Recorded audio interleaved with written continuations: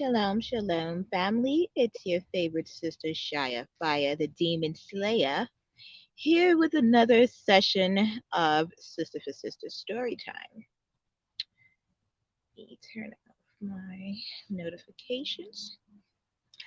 Today we are reading from the book True and False Possession by Jean Le Hermit.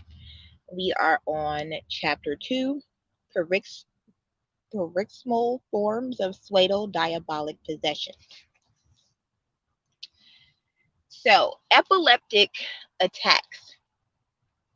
The chief example of these forms, which has struck the imagination of many, corresponds to the falling sickness, quote unquote, epilepsy. The violent convulsive seizure assumes such an impressive appearance that it is easy to understand how the earliest witnesses supposed that the patient must be invaded or possessed by some supernatural power, the devil. What happens is that during these cataclysmic states, the patient loses consciousness. His personality seems to be completely superseded, driven out, ravished, for he abandons himself to actions which seem beyond the powers of a normal person. The strength he exerts during the attack seems to exceed his natural endowment. Another misleading feature is that once the convulsive crisis has passed, the patient displays a strange psychological state when, in the hidden depths of consciousness, the mind gives free rein to divagations, sometimes bearing on a religious theme. In other cases, if the patient does not express his anguish in words, it is unmistakably depicted on his face. For instance, Patricios of Athens, funny that today is St. Patrick's Day, Patricios, recently observed a patient whose features in the course of the attack expressed a profoundly distressed moral state. After recovering his senses, he replied, I cannot exactly describe the sights I have just seen, but it was fearful, and he buried his face in his hands.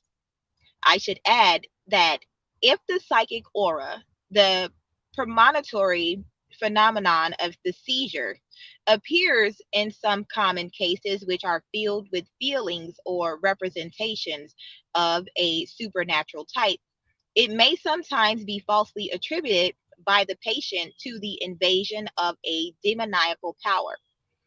But cases of this kind are in fact very rare, and the manifestations of epilepsy, on the other hand, involve signs and characteristics which barely permit of any error of judgment. It was not the same in the days of Bricket and Charcot, in whose works may still be found the description of paroxysmal convulsive attacks called hysteroepileptic. While we should not deny the reality of these paroxysms, I don't know if I'm saying that word right, but in which are combined two states different in nature, hysteria and epilepsy, we may agree that facts of that sort deserve no more than a mention. It is well known that one of the most distinctive marks of epilepsy is the dissolution of consciousness during the seizures. Nonetheless, no one now doubts that, in contrast with amnesiac epileptic seizures or attacks, there are psychomotor or purely physical or psychical attacks which are not accompanied by the abolition of consciousness or memory. The patient is present like a spectator at strange phenomena, but he still regards them as pathological. We may be excused from dwelling further on their description, which is the business of the neurologist. Psychoneurosis and hysteria. So long as animism prevailed, the greatest power given to men, said Napoleon, is to give a soul to things which have none. It was not surprising that epileptics were thought to be possessed. The brutal transformation of their behavior, their complete unconsciousness, seemed to be incontrovertible evidence. But when epilepsy had become clearly identified, the attention of doctors and exorcists was directed to another type of convulsionaries. While the epileptic attack is confined to the individual, there are other demonopathic attacks which are marked by their influence on and extension to those around. History records numerous epidemics of convulsionaries, which abounded more particularly in the 15th, 16th, and 17th centuries. In these cases, the external transformation of the physical and moral personality gives the patient a much closer resemblance to what one might imagine a genuine possession to be. For not only is the sufferer's body affected with convulsions and contractures of extraordinary force, assuming attitudes which are lewd, grotesque, or theatrical, but the subject indulges in vulgarities, obscenities, insulting, and blasphemous invective, shouting that it is the devil or devils which possess him and are acting in him. Unlike the epileptic paroxysm, which is short and ends with a period of unconsciousness or sleep, these demonopathic attacks may sometimes go on for very long periods, even for hours.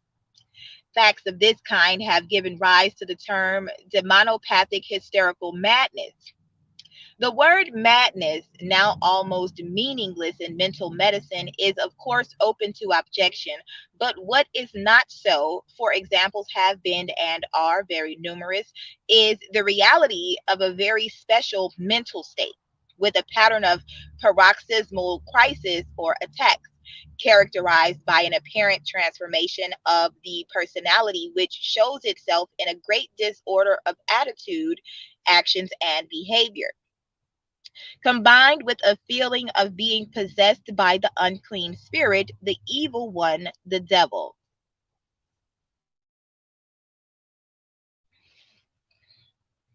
The religious history of France presents numerous cases of this type of demonopathic hysteria, which is by no means extinct. We select one example, that of Marie Therese Noblet. Was Marie Therese Noblet a case of hysteria, asks P. Giscard, or a mystic? We may remark in the first place that the former hypothesis does not exclude the latter, and that some very genuine mystics have been affected by nervous troubles of an hysterical nature. Francois Minkowska has rightly insisted on the need to substitute and for or if we are to assess the facts correctly. Thanks to the well documented book by uh, Friar Penu, we have accurate knowledge of the remarkable events in the checkered career of this servant of the Lord in Papua, and in the Etudes Carmelitanes will be found appreciations of her by a psychiatrist, a psychologist, and a neurologist. As Roland Dalbiez emphasized, Marie Therese appears first of all as a frequent beneficiary of sudden cures. She was cured of acute peritonitis at the age of 7, at 13 of spinal pains accompanied by various nervous troubles, then of cardiac arrhythmia, a quinsy cough, paralysis of the legs and the left arm, which induced Dr. Chipault to diagnose not Pott's disease, but more cautiously a localized vertebral lesion complicated by a general nervous condition. At 21 she had appendicitis and the same sudden cure. At 24, fever and vomitings, the nature of which is still mysterious. 10 years later, complete blindness, which likewise disappeared. Marie Therese, in fact, displayed a whole series of maladies which we are told sometimes brought her to the edge of the grave. After her arrival in Papu, she was made dumb for 2 years by the demon. We have not yet done with her symptoms, always strange and rapidly curable: palpitations, thoracic pains, paralysis of the left arm and leg, followed by apparently miraculous cures. Even before her departure for Papua, Marie Therese said she was the victim of pestering and annoyance by the demon. One day, for example, the evil one ransacked and broke everything it found in her room. More, it tied her by the hairs of her head to the bed rails. The demon often appeared to her and practiced the utmost cruelties on the unfortunate girl. During an exorcism, she saw the demon at her feet. It had it beaten and put her foot on its head. Another time, the evil one caught her up from the couch on which she was resting and threw her violently onto her bed, saying, "Ah, that's how you obey." Then, in a relentless grip, it carried her off into hell and tormented her with the sight of the damned, the devils, and beasts. The demon also took the form of animals. During her voyage from France to Papu, she once saw a gorilla on the bridge and was surprised that those with her saw nothing. Of course, this gorilla did not hesitate to attack her on the following days, to beat her, then to inflict on her a triple attack. During the night, she said, she was also visited by the evil one, which sometimes took a human form. For instance, lifting the mosquito net of one of her little sisters, she went to it and, in a low voice, ordered it in the name of God to depart. It obeyed, but instead of going down the stairs, it entered the room, threw itself upon her, and covered her with blows. Having invoked the holy angels, she fainted, and when she came to herself, she found herself still on the floor, her gown pulled on, a pillow under her head, her woolen cover over and under her, and her room filled with the scent of UG cologne. When she wrote to her exorcist, the demon snatched away the letter, crumpled it, and tore it up. She was again attacked by devils in the form of a monkey and two dogs. One night she had gone down with two sisters to chase three horses out of the compound. A fourth horse was flashing eyes, dashed violently upon her without her seeing it coming, knocked her over and kicked her, a horse unknown in the district. Another night, Satan threw her to the foot of the bed and beat her cruelly. He dragged her by her hair into the dormitory, then into her room. A knee on her chest, he tried repeatedly, but in vain, to make her promise obedience to him, Satan. 2 days later, there was torture by three diabolical harpies. Always during the night, she saw shadows creeping past the beds of the Papuan sisters. Near the bed of a sister, she seized an arm, but the brute struck her and covered her with blows. While she was stretched on the ground, one Kanaka pulled her arms, another her feet, a third breathed out his foul breath in torrents of words, and gripping her throat, the devil, in the form of the supposed Kanaka, threatened to strangle her and clawed at her breast. The devil again urged her to say or do mad things. The forms it took were innumerable: sometimes a gorilla, sometimes a horse with flashing eyes, now a shadow, now a human form, now a dog, sometimes even a creature of light. Surrounded by its minions, it was of terrible beauty, but its eyes were full of hate. Without doubt, all these stories are extraordinary enough, not to say extravagant, but there was worse to follow. Lucifer carried her off into infamous places, attacking her will by suggestions, images, and words. Another time, having carried her again into an evil place, the devil showed her a soul very dear to her, taking part in horrors and blasphemies and sacrilegious mockeries against the vows of religion.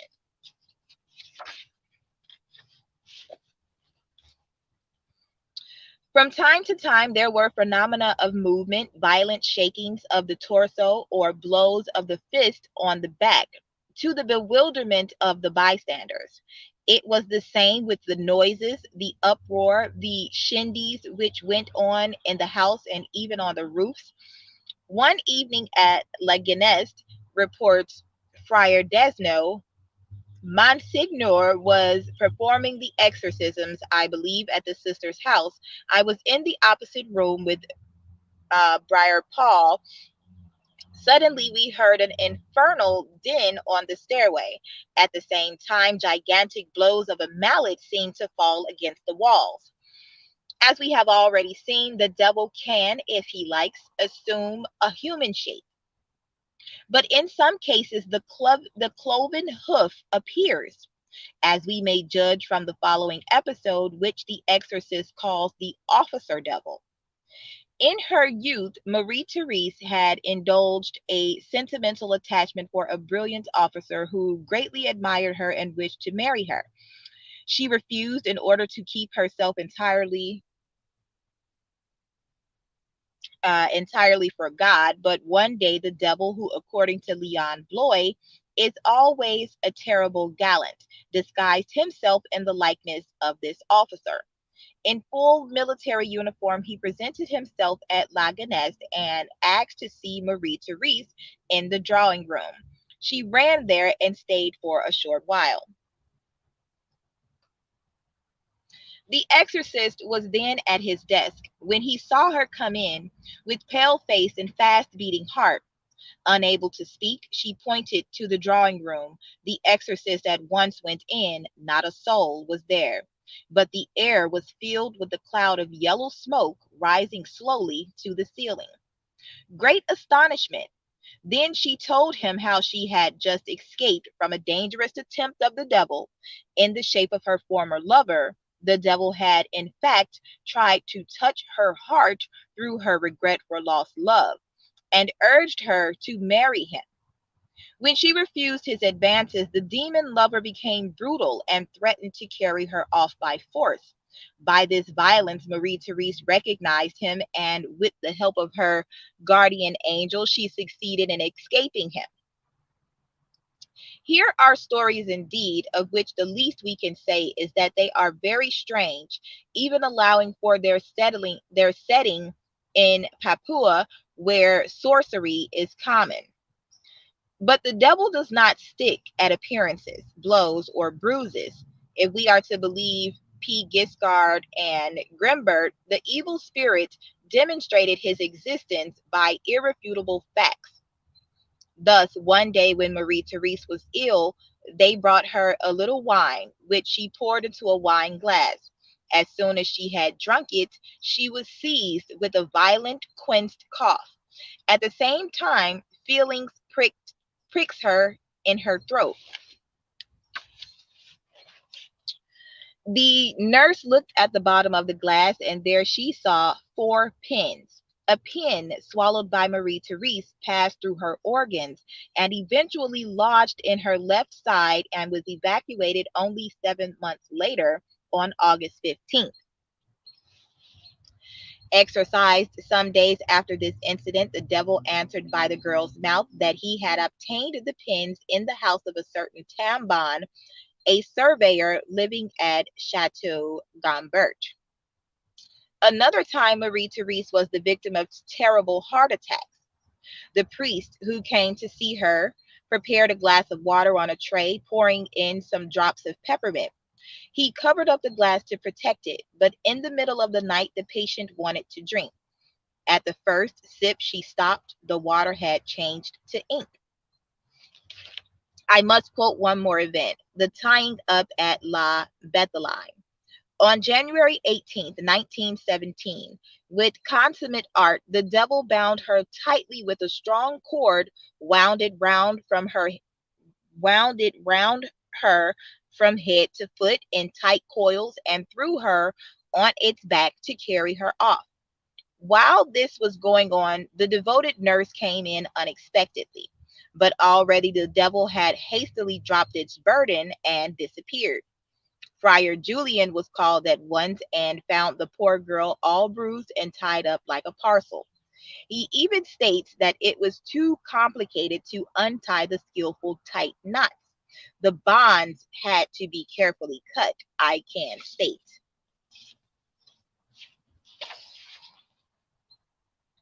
Wrote the nurse, that we had no rope in the room and that it was quite impossible for Marie Therese to tie herself up in that way.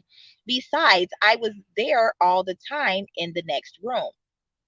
If I have devoted so much space to stories of the wonders worked by Satan in his cruelty against a poor innocent missionary sister, it is because these demoniacal assaults were reported with the utmost seriousness and are credited not only by the blindly credulous but by certain doctors. In proof of the reality of the diabolical possession, they quote the tying up of Marie Therese's body by the evil spirit, as well as the episode of the glass of peppermint changed into ink and the introduction of pins into a glass of wine. The details matter little, writes Grimbert. What is important is that such events were associated with a well established simplicity of attitude. But unfortunately, we are no longer in the days of Jacob of Borging. Everyone knows that the conjurer's commonest trick is to tie himself in knots, and the tricks of changing peppermint water into ink or of introducing pins into a wine glass are even simpler. One still hears of masochists who, for their own peculiar ends, tie their bodies up with ropes or even iron chains so that it is difficult to release them. I have personal experience of such cases. I may add that the devil's binding the possessed to some part of her bed has his historical precedent. Magdalene of the Cross, the diabolical abbess, is one example. This notorious prioress of the poor Clares of Cordova was another who impressed all around her, even more than did Marie Therese, by her air of recollection, her piety, her strict observance of the rule, so that she was considered a saint even in her lifetime. If there are still any who can think that the introduction of pins into a glass of wine or the tying up of one's own body are marvels, they must be sadly ignorant of the tricks and illusions of the conjurers. To an illusionist, these spells attributed to Satan are child's play. Chucky? As far as one can judge from the brief but accurate analysis of the diabolical manifestations in connection with Marie Therese Noblet, they were always produced at intervals, usually at night and always in the absence of any observer. Nobody could ever see the strange demon, whether as gorilla, dog, kanaka, ordinary man, or brilliant cavalryman, and with good reason. But if this Satan, so often invoked by our heroine, hopelessly evades our grasp, can we discover in her conduct any signs which may lead to the discovery of the source of these strange and often very disconcerting phenomena? Friar Penew's book, which may be taken as very accurate, helps to resolve our doubts. There we read, in fact, that Marie Therese underwent very many exorcisms, during which demoniacal possession was manifested either completely or incompletely. In the former case, consciousness disappeared. In the latter, the possessed could follow the exorcisms. The crisis showed itself first, we are told, by a general rigidity of the body, which the exorcist had to break down. When the rigid seizure had softened, her rage as one possessed and her apparent suffering began to increase. Her limbs and body shuddered or flinched as if they were physically afflicted by the punishment invoked on the devil. She became rigid gradually. She threw away everything she had, The blessed objects far away, her face changed. I did not recognize her. I was afraid of her. What movements did she make? She had jerky movements. At first, she became rigid in great spasms. Gradually, her limbs became rigid as iron. Her head was turned backwards in a terrifying way. Her limbs were rigid and gripped by terrible spasms. She lost consciousness and was struck down as by an electric current while Mel Pole, who was present, wrote Mel Poe, who was present. She lost consciousness, her limbs rigid. She was shaken with convulsions. Although the patient seemed to be suffering some profound pain, it was noticed that her body was insensible. The demonopathic attack had already lasted from a half to three quarters of an hour from the beginning.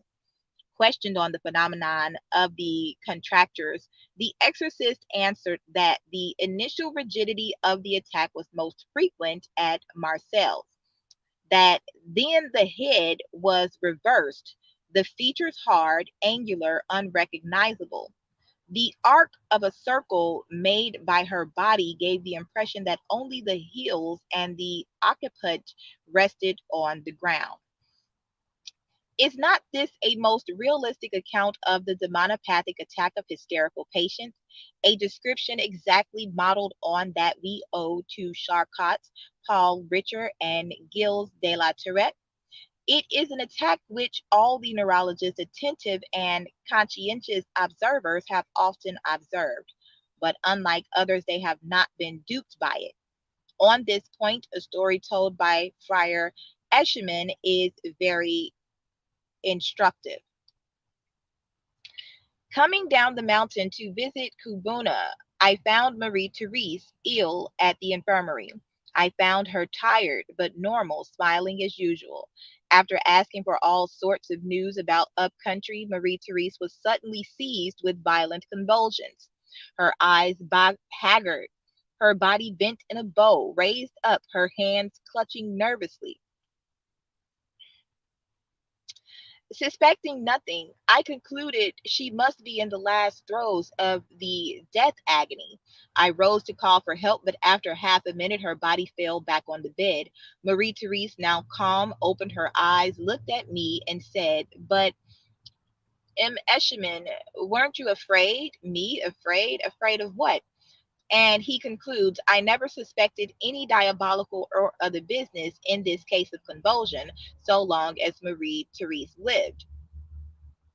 I shall have to return later to this state of consciousness during the major attacks. In the case of what may be called the minor attacks, it is hard to deny that she retained contact with the world about her. Also, these lucid dialogues correspond with those of which we read in bygone days.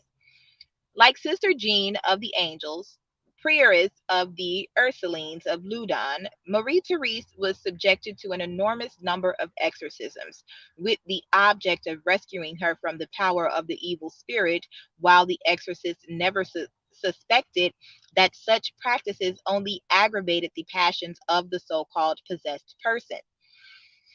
As Abby Bremen remarks about Friar Serin, the exorcist too easily accepted the weird notion of the exorcist's role held by a good many theologians, not heeding the disastrous results entailed by such a gross disregard of the letter and spirit of the Roman ritual. Through Marie Therese's mouth, the devil expressed ideas wholly opposed to religion, uttered foul blasphemies, at the same time exciting his victim's body and making it wildly agitated. Like, let this example suffice. The exorcist placed his episcopal cross on Marie Therese's mouth and said, "You shall kiss it, the cross of Christ." "No, not that." "Yes, foul beast, you shall kiss it." "Never." "You shall kiss it, the cross of your master." "Leave this child of God. She is his own daughter. I want her. You shall not have her. I want her to be mine. You shall never have her. She belongs to us. She is God's. Leave her, foul beast. I scorn you." If you scorn me, I detest you. So much the better. You are nothing. Well, I know it, but I have the power of my priesthood to torment you with, and I shall not spare you.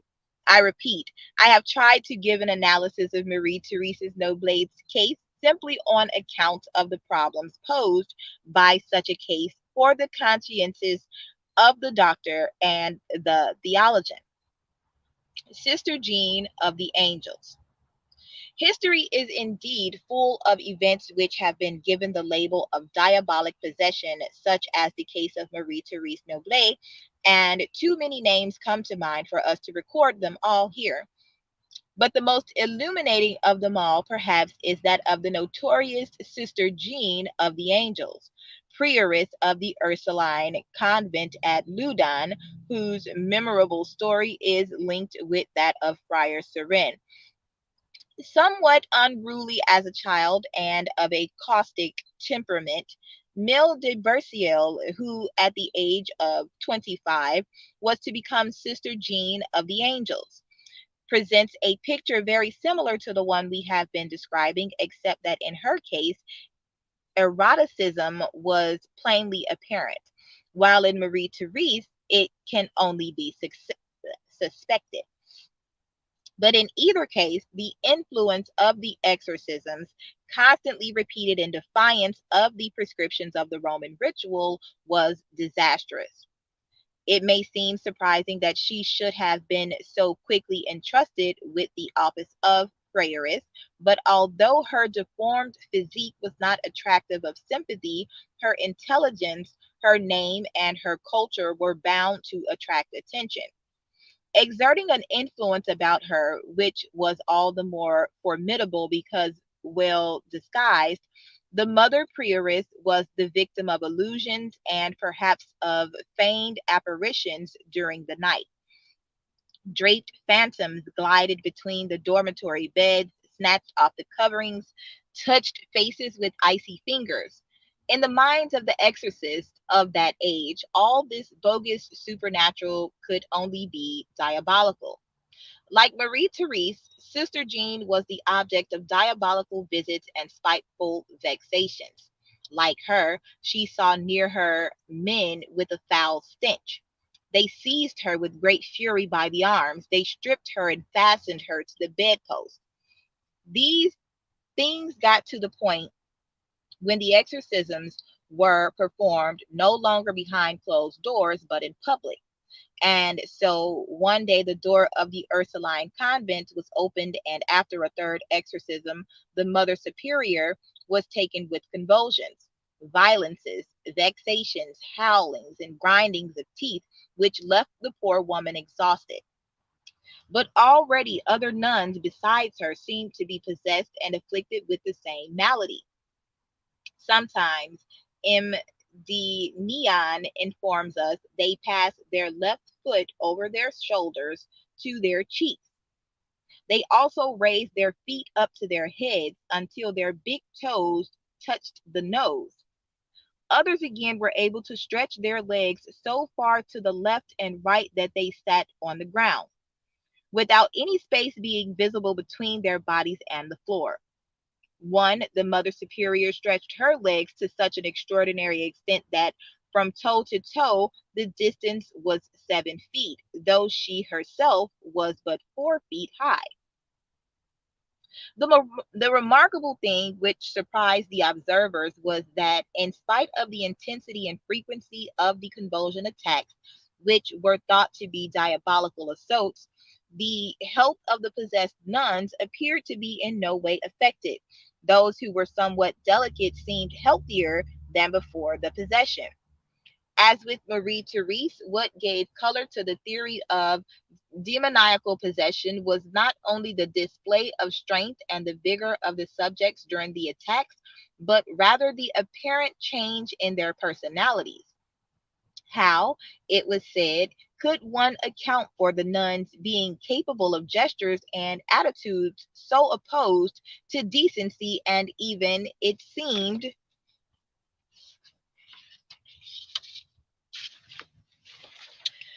so beyond physical strength without admitting the intervention of some occult supernatural power, which, since it could not be divine, must be demoniacal. This belief was strengthened by what the prioress herself said about her state. One must always, of course, be very skeptical about anything to do with the confessions of hysterical subjects, which are often without any sense of reality and truth, but we should not reject them out of hand. Now, according to Sister Jean, her mind during the attacks seemed not only darkened, but more and more confused until finally consciousness disappeared. When she recovered her senses, she said she had no recollection of what had been said and done by those around her. We shall return later to the problem of defining the state of consciousness during her hysterical attacks. But the evidence for Sister Jean was there. Could she, who had shown such signs of intelligence and piety that she had been raised to the highest post in the Ursuline community, abandon herself, while fully conscious of her actions, to behavior so coarse and so crudely opposed to the most elementary decency? Friar Serin, set to work on the prioress, writes Killigrew, a cruel but perceptive observer. After a few minutes of the exorcism, the demon Balaam made his appearance. There were writhings and convulsions. Sister Jean's belly suddenly swelled until it looked like that of a woman far gone in pregnancy. Then the breasts puffed themselves up to the size of the belly. The exorcist applied relics to each part as it was affected, and the swellings subsided. Killigrew touched her hand. It was cool. He felt her pulse. It was calm and slow. The prioress pushed him aside and began to claw at herself, at her coif. A moment later, the bald, close shaven head was bare. She rolled up her eyes. She stuck out her tongue. It was prodigiously swollen, black in color, and had the pimply texture of Morocco leather. Surin now untied her, ordering Balaam to adore the Blessed Sacrament. Sister Jean laid backwards off her seat and landed on the floor. Then, as she lay on her back, she bent her waist like a tumbler and went so, shoving herself with her heels on her bare shaven head all about the chapel after the friar, and many other strange, unnatural postures beyond anything that I ever saw or could believe possible for any man or woman to do. Nor was this a sudden motion and away, but a continuous thing, which she did for about above an hour together, and yet not out of breath nor hot with all the motions used. Throughout the whole attack, the prioress had not uttered a word, but suddenly she gave a piercing cry and spoke the word Joseph. This was the sign, the mark, they all cried, which the devil had promised to make when it went out. And in fact, there could be seen on Sister Jean's forearm a ruddy color rising, about an inch long, and in it many red specks, freckles, representing the word Joseph.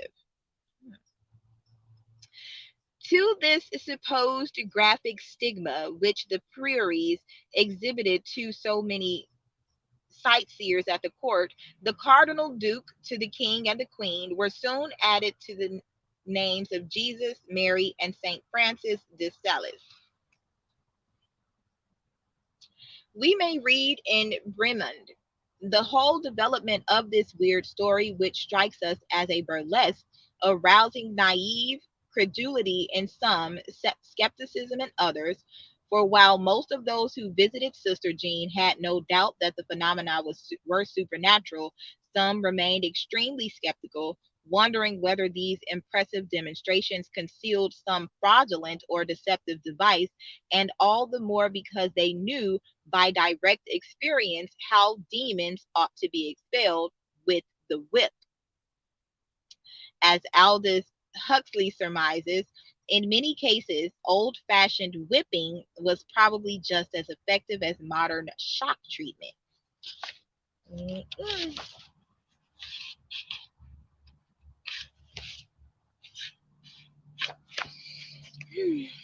Well known, too, were all the criteria which the church holds to be decisive of genuine possession, but they were scarcely heeded. Thus, on November 24th, 1632, in the presence of M. de Cerisay, the exorcist proffered the sacred host to one of the five demons, Asmodeus, Leviathan, Balaam, Behemoth, and Iscarion, by whom Sister Jean claimed to be possessed, saying, Quem adoris, to which she replied, Jesus Christos. This devil is not up to it, remarked one of the bystanders. The exorcist, changing the form of his question, asked, Quis est quem adoris? Receiving the reply, Jesu Christ. Of all the demons present, not one was a moderate Latinist. As we have observed, according to all those who have striven to define the mental state of hysterical patients, and Charcot, in every one of his lectures, insisted strongly on this, it is very difficult in the accounts given by these subjects to discern the false from the true, illusion from fact. Not that illusion can always be taken for pretense, for voluntary lying, this may derive from a disturbance of judgment, a retreat of the mind into the state of childhood, which is known for its aptitude to create myths and inventions void of foundation and perfectly disinterested. Although one must decline to accept Sister Jean's sayings too readily, one should not neglect them. One may even interpret them. In the autobiography she wrote many years after the events we have described, the Mother Superior thus analyzes analyzes the state of her mind. I did not believe that one could be possessed without having given consent to or made a pact with the devil, in which I was mistaken. I myself was not of the number of the innocent, for thousands and thousands of times I had given myself over to the devil by committing sin. The demons insinuated themselves into my mind and inclinations in such sort that through the evil dispositions they found in me, they made of me one and the same substance with themselves. Ordinarily, they acted in conformity with the feelings I had in my soul. This they did so subtly that I myself did not believe that I had any demons within me. It must, therefore, have been under the pressure of the exorcist that Sister Jean and her companions thought themselves to be possessed and behaved as such. I would make it clear that at certain times Sister Jean presented the clinical picture which in her time was supposed to be that of diabolical possession, without being completely the dupe of this so-called possession. Moreover, she felt herself able to guide or bridle one or other of the seven demons which inhabited her personality, letting herself believe that this was a mark of sanctification.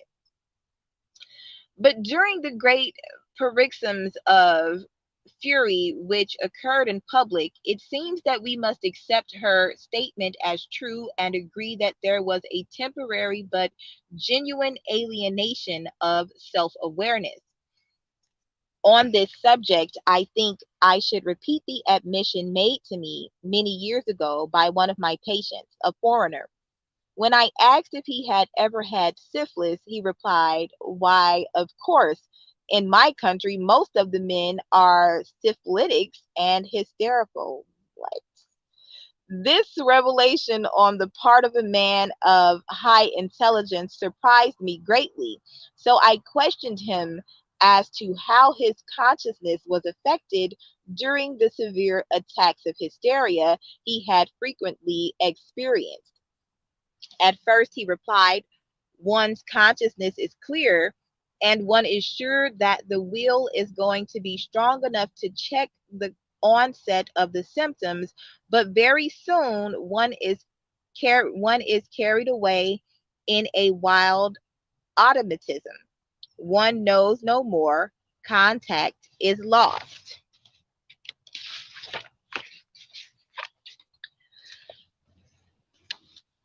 All the same, while the suspension of consciousness and memory is very real, it does not go so deep as that caused by epilepsy. Martha Brosier, in his important work on M. Emmy Ackery, Mary of the Incarnation, in which I had a small share, Friar Bruno de Jesus Marie recounts the strange story of a girl of Romorantin called Martha Brosier. It all took place in 1599, a year after Henry IV's promulgation of the Edict of Nantes, which troubled the consciousness of certain Catholics. An attempt was made to obtain the repeal of the edict. At the opportune moment, a so called possessed person was discovered who declaimed through her devil against the Huguenots.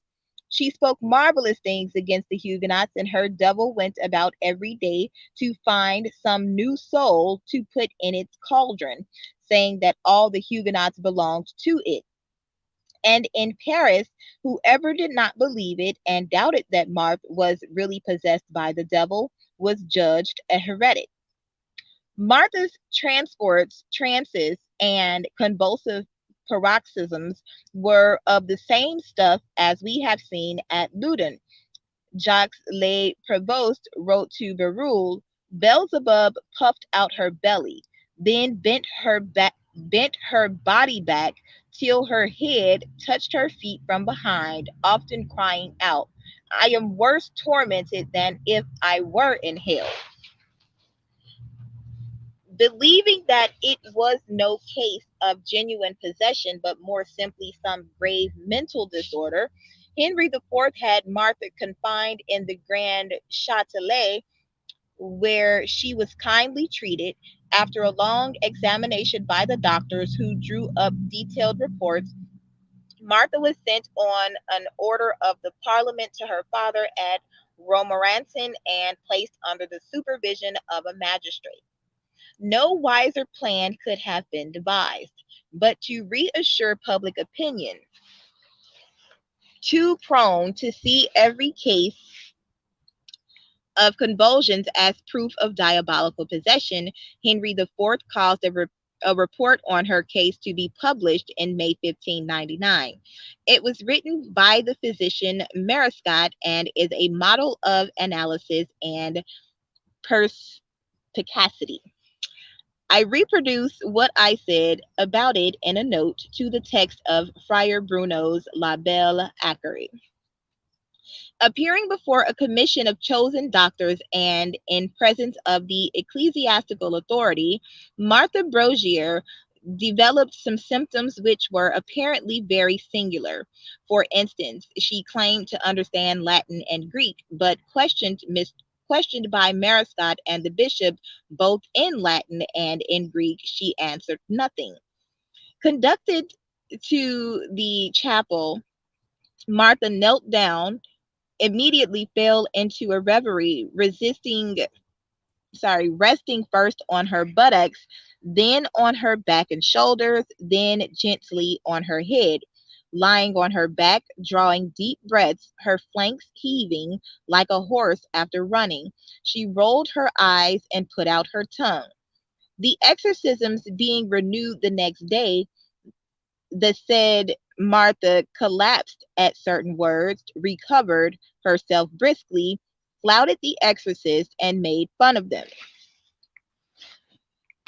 During another session, she again put out her tongue, rolled her eyes at the sound of certain words. Et homo factus est verbum caro factum est tantum ergo sacramentum. She fell as before, shaking herself in the manner of convulsions. Marescot, wishing to test the reality of these symptoms which had so intrigued the exorcist, gripped Martha by the scruff of the neck, ordering her to stand still. Unable to shake any longer and seeing her imposture discovered, she said, "It has gone. It has left me." Previously, Jared pricked her with a pin between thumb and forefinger, and Martha seemed to feel no pain. The doctors, however, having long deliberated together and considered all things they thought should be considered, reported to the bishop by the consent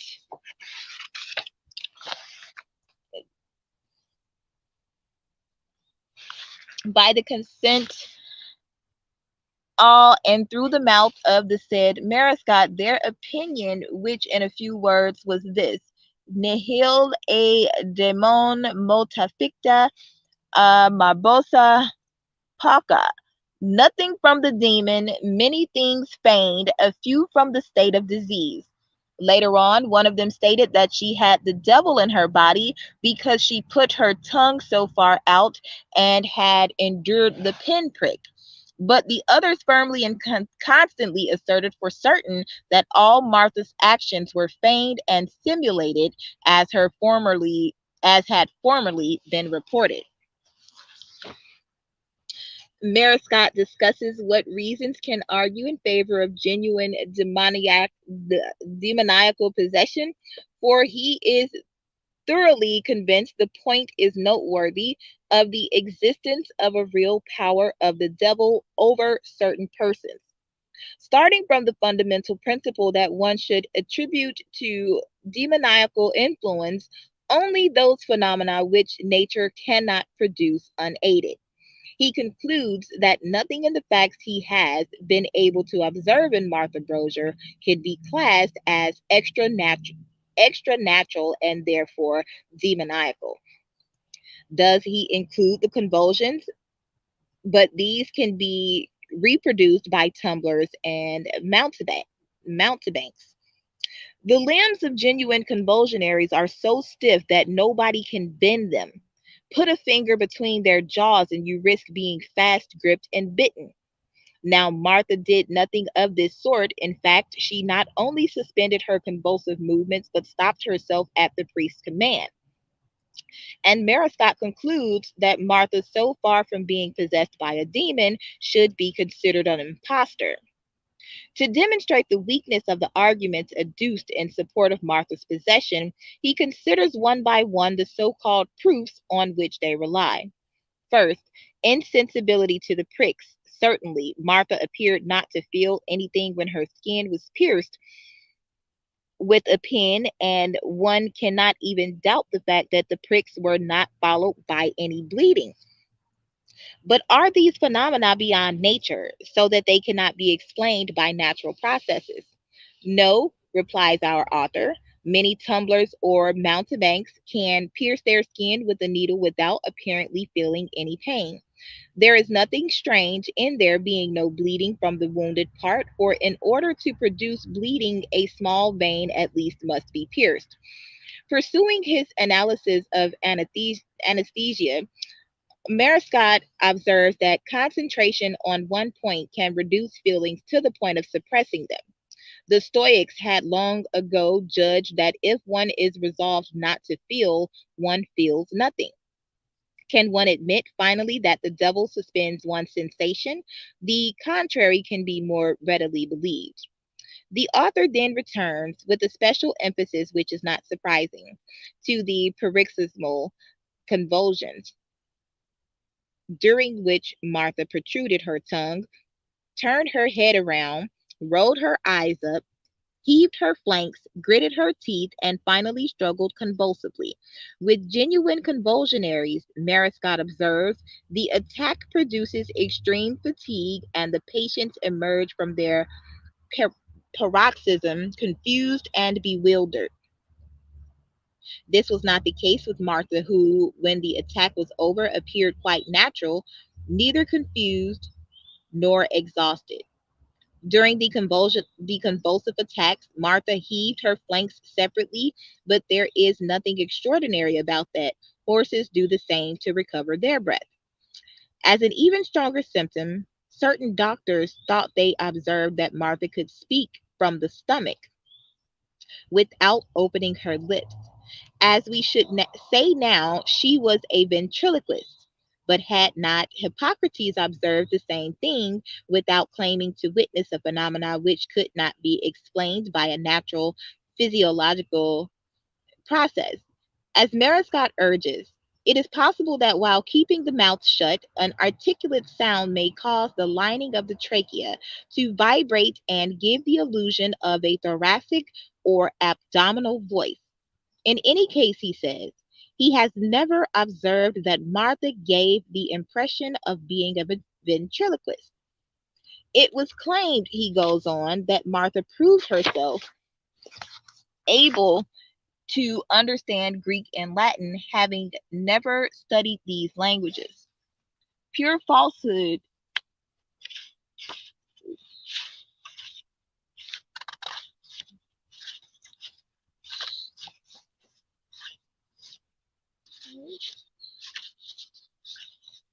This chapter is really long. The Red Lion, the Elixir of Immortality.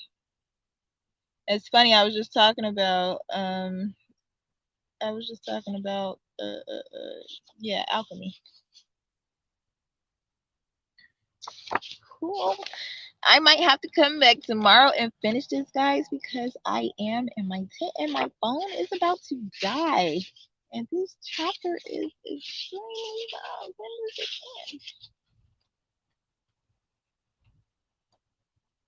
end? Okay, yeah, because I'm on like 10% right now. So I'm going to stop here and come back. And yes, Patrick, I'm definitely going to check that out. Okay, so yeah, we're going to stop here. Again, this is True and False Possession by Jean Le Hermit. Thank you guys for watching. I'll be back tomorrow with the rest of chapter 2. Love you guys. Don't forget to like, share, and subscribe. Happy St. Patrick's Day.